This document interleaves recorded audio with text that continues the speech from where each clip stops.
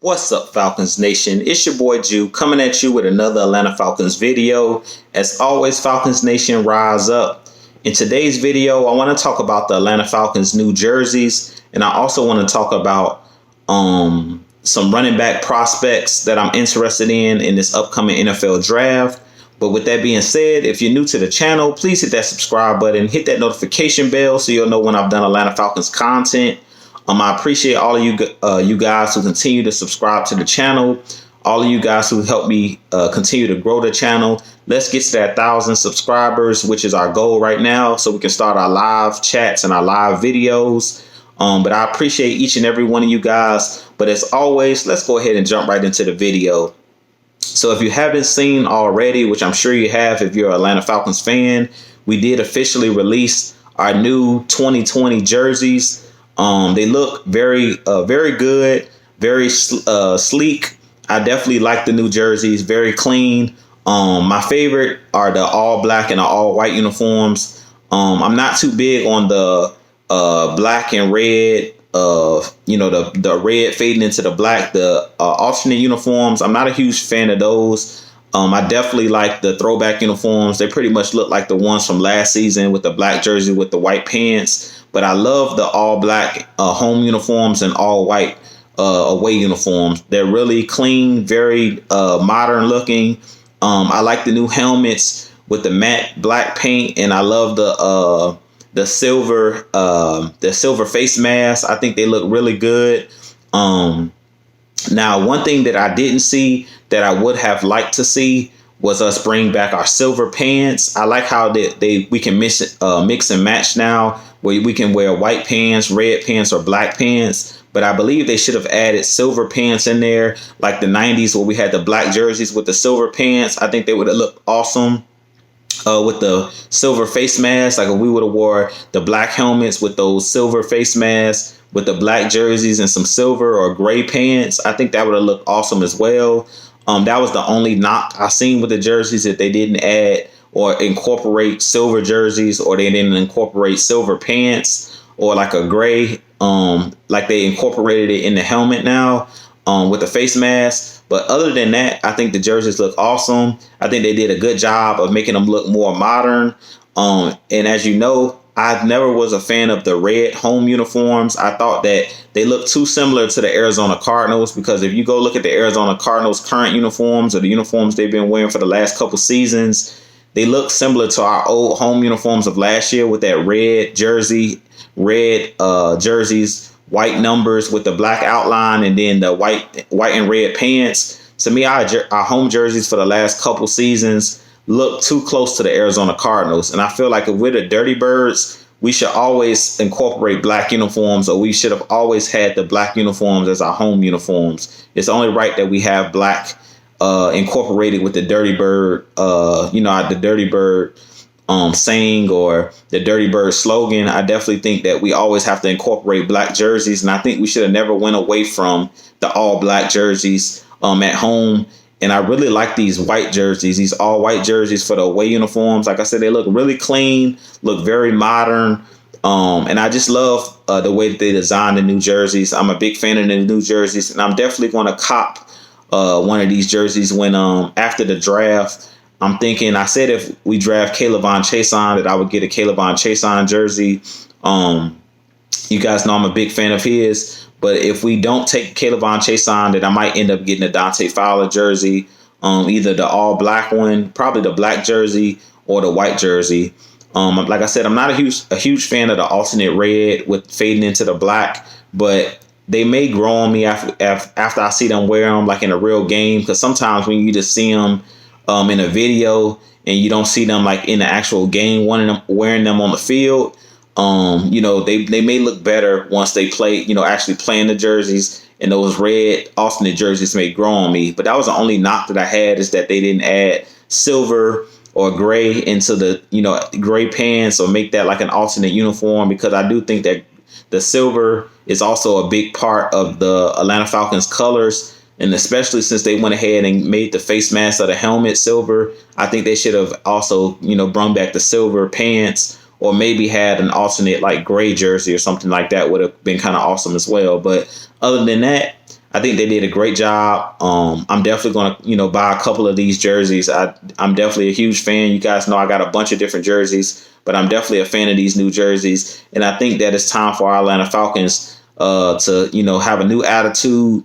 And I really feel like when we got our new stadium a couple years ago, they should have unveiled new jerseys with the new stadium. So it's only right that we brought out new jerseys for our new stadium and, with the new digs that we have now. So with that being said, that's pretty much all I had for the jerseys. Talking about the jerseys, like I said, I do think they did an awesome job designing them, and I do think that they look very modern, very up to date with the the 2020s. I definitely think that these jerseys look really nice and look similar to a lot of these college uniforms that are out now. Like Oregon's probably one of the best teams with changing uniforms. They probably had the most uniform color combinations. And I think this looks similar to what Oregon is doing as far as having multiple color combinations. Another team, I think, in the NFL, like Oregon, that has a bunch of different color combinations is the Seattle Seahawks. They have a bunch of different color combinations. They had those dark blue jerseys. They have those lime green looking jerseys. And then they also had the gray pants, the white pants, and the blue pants. So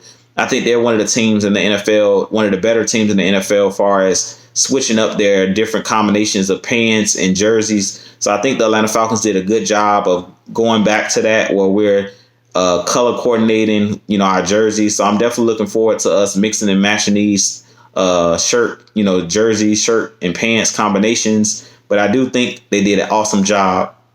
But with that being said, let's go ahead and talk about some of these draft prospects as far as running backs. And these are just currently the players that I would want us to draft. Doesn't necessarily mean that this is who the Atlanta Falcons are targeting. These are players that I actually would target.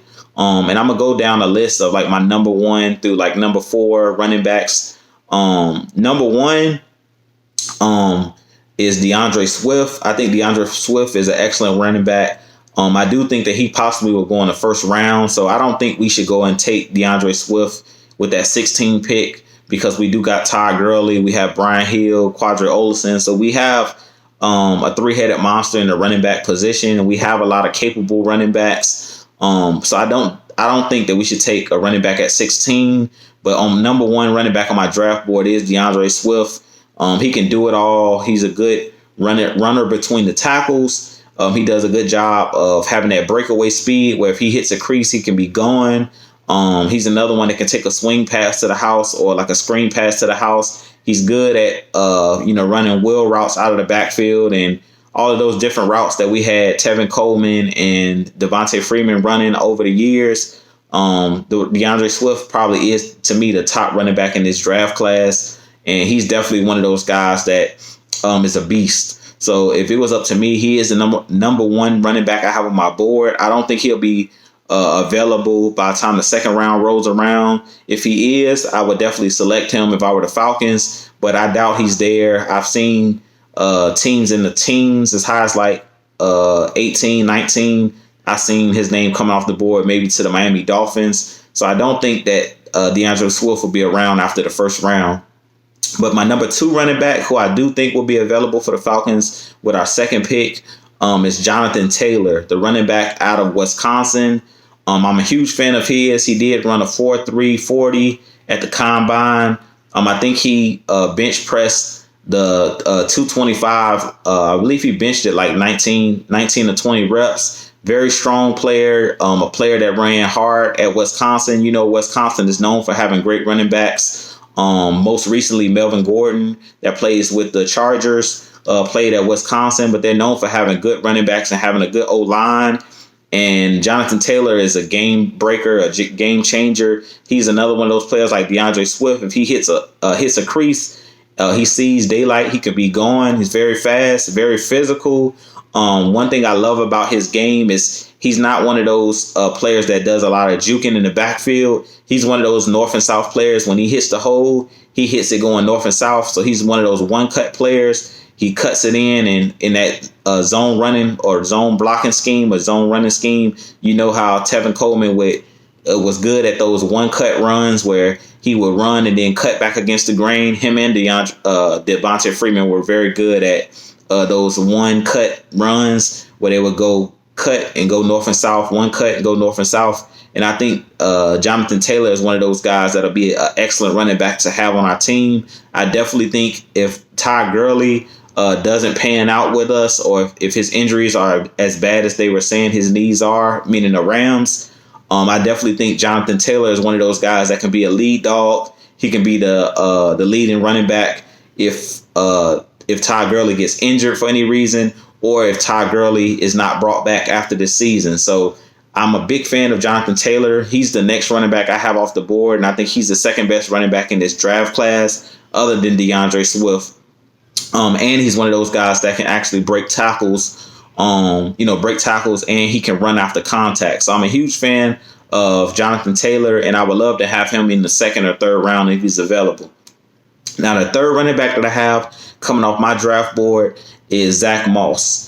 Zach Moss played at the University of Utah. He's another guy that's really big. I believe he ran a 4.6 at the combine. He's not one of the fastest running backs in this draft class, but he's one of the better running backs when it comes to breaking tackles. He's good after contact. He's good at going north and south. He's another player that is one of those one-cut running backs, gets north and south, very physical, and can run through contact, can run through arm tackles, and is very strong in the trenches. I think he was another player that benched close to 20 reps. I think he had like 19 reps of 225 at the combine.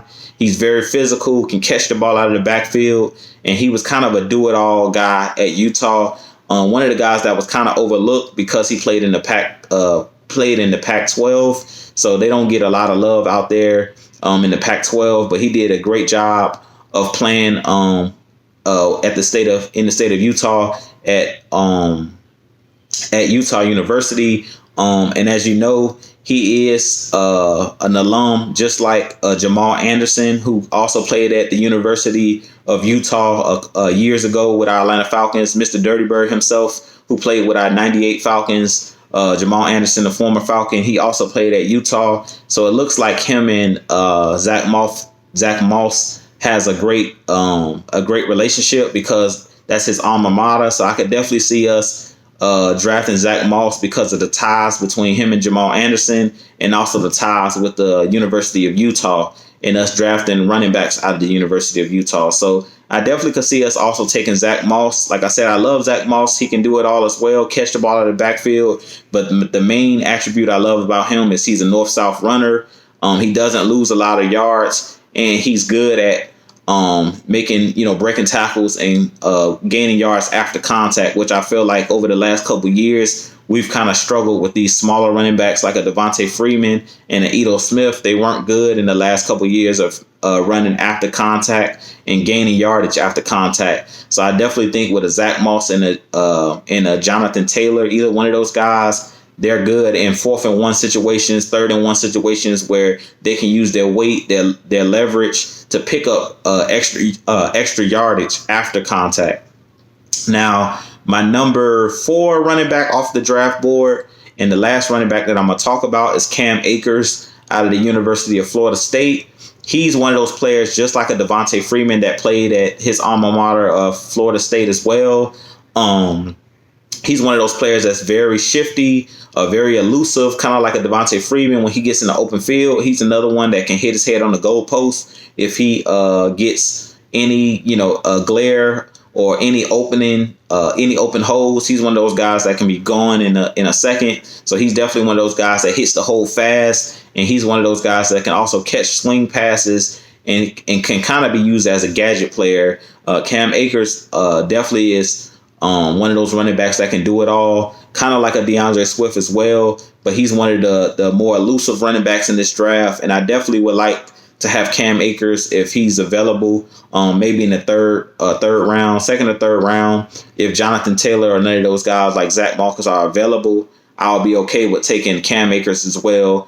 Like I was saying, Cam Akers played very well at the University of Florida State last year. Even though Florida State hasn't been good the last couple seasons, he still ran for over 1,000 yards, and he had a ton of catches, and a ton of touchdowns. So if you go watch his tape, he's very explosive, a very explosive runner, and one of the better running backs in this draft class. So those are my top running backs in this draft class. You guys tell me what you think about the running backs that I mentioned on my board.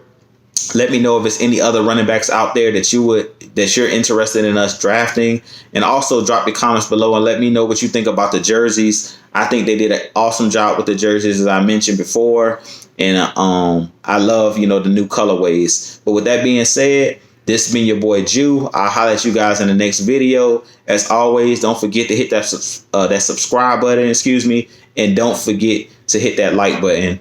But as always, this has been your boy Jew signing out. I'll holler at you guys in the next video. And as always, peace and love. Stay prayed up out there. And peace. I'll let you guys in the next video.